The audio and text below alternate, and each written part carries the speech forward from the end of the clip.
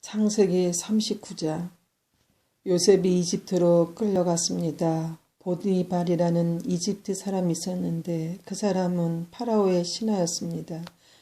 그 사람은 왕궁 경호대의 대장이기도 했습니다. 보디발이 요셉을 끌고 온 이스마엘의 사람들에게서 요셉을 샀습니다. 여호와께서 요셉과 함께 하심으로 요셉이 성공하게 되었습니다. 요셉은 자기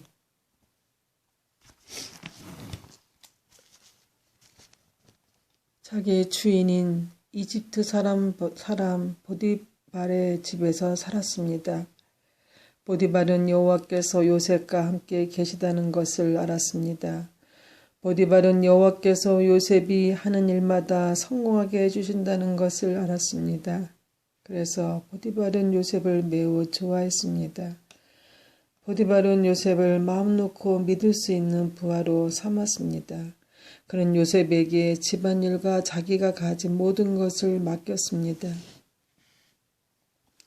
그래서 요셉은 집안일과 보디발이 가진 모든 것을 맡게 되었습니다. 그러자 여호와께서는 요셉으로 인해 보디발의 집에 있는 모든 사람들에게 복을 주셨습니다.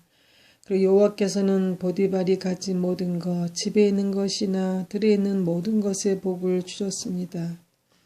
그리하여 보디발은 자기가 가진 모든 것을 요셉에게 맡겼습니다. 보디발은 자기가 먹는 음식 말고는 요셉이 하는 일에 참견하지 않았습니다. 요셉은 멋지고 잘생긴 사람이었습니다. 시간이 흐르자 주인의 아내가 요셉에게 점점 눈길을 주기 시작했습니다. 어느 날 주인의 아내가 요셉에게 말했습니다. 나와 같이 자자. 그러나 요셉은 거절했습니다. 요셉이 주인의 아내에게 말했습니다. 제 주인께서는 이 집의 모든 일을 저에게 맡기셨습니다. 주인의 집에는 저보다 높은 사람이 없습니다. 주인께서는 마님만 빼놓고 모든 것을 저에게 맡기셨습니다. 마님께서는 주인의 아내이기 때문입니다. 그런데 제가 어떻게 그런 나쁜 일을 할 수가 있겠습니까? 그것은 하나님께 죄를 짓는 일입니다. 주인의 아내는 요셉에게 매일 말을 건넸지만 요셉은 주인의 아내와 같이 자는 것은 말할 것도 없고 함께 있으려 하지도 않았습니다. 어느 날 요셉은 보통 때처럼 집으로 돌아가서 일을 했습니다. 그러나 그 시간에 집에는 요셉밖에 없었습니다. 주인의 아내가 요셉의 옷자락을 붙잡고 말했습니다. 와서 나와 같이 자자. 그러나 요셉은 붙잡힌 옷을 남겨둔 채 집 밖으로 뛰쳐나갔습니다. 주인의 아내는 요셉이 옷을 남겨놓은 채 밖으로 뛰쳐나간 것을 보고 집에 있던 종들을 불러서 말했습니다. 내 남편이 우리를 창피스럽게 만들려고 저 히브리 노예를 데리고 왔나 보다. 저놈이 들어와서 나를 강간하려 했다. 내가 소리를 지르니까 저놈이 놀라서 도망쳤다. 저놈이 도망치다가 떨어뜨린 옷이 여기에 있다. 주인의 아내는 남편이 돌아왔을 때까지 요셉의 옷을 가지고 있었습니다. 그리고 남편에게 똑같은 이야기를 했습니다. 당신이 데리고 온 저 히브리 노예가 나를 강간하려 했어요. 그놈이 가까이 오길래 내가 소리를 질렀더니 이 옷을 버려두고 도망쳤어요. 요셉의 주인은 자기 아내가 요셉에 대해 하는 말을 듣고 매우 화가 났습니다. 그래서 보디발은 요셉을 붙잡아 감옥에 넣었습니다. 그 감옥은 왕의 죄수들을 넣는 곳이었습니다.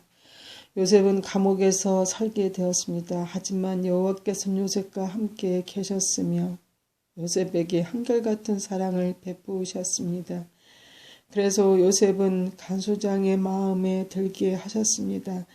간수장은 요셉에게 감옥에 있는 모든 죄수를 맡겼습니다.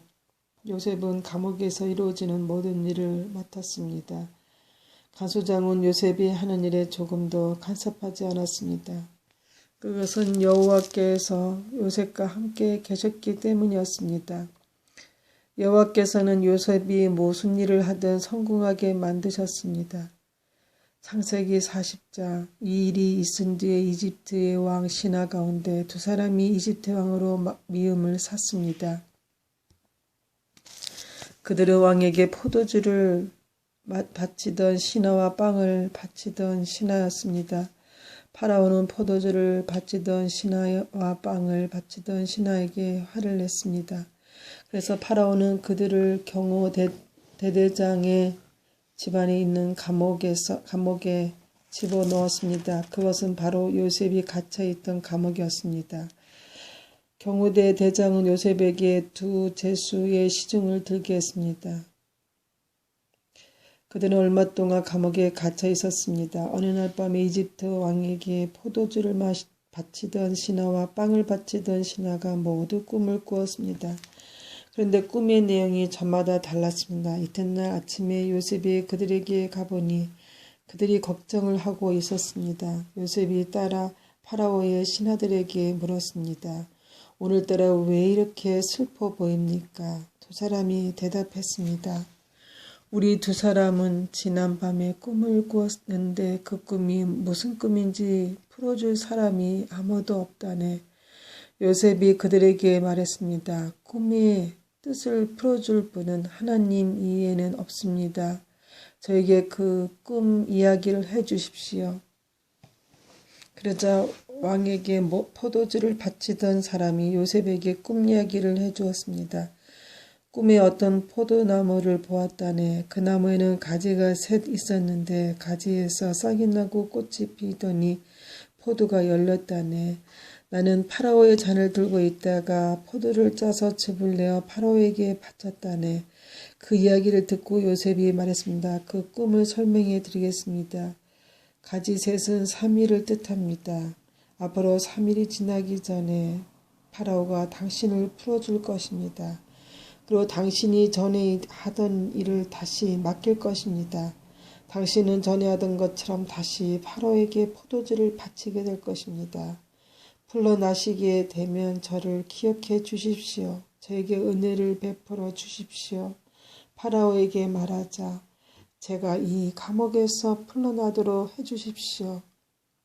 저는 히브리 사람들의 땅에서 강제로 이곳에 끌려왔습니다. 그리고 저는 이 감옥이 갇힐 만한 일을 한 적이 없습니다.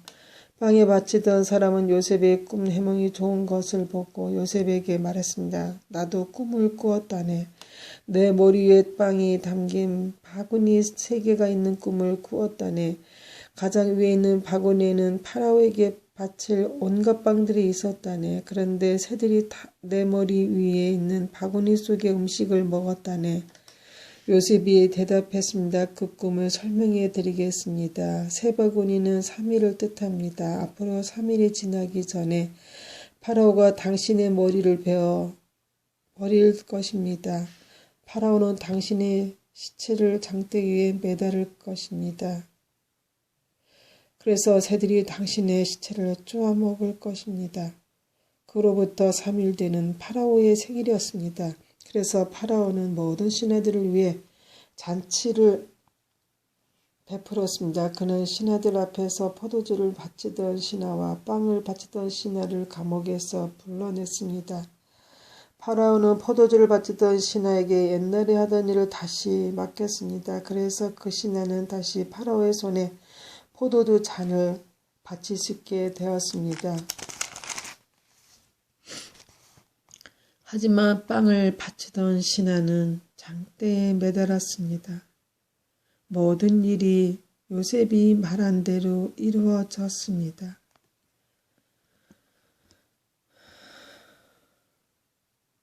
그러나 포도주를 바치던 신하는 요셉을 기억하지 못했습니다. 그는 요셉을 잊고 말았습니다.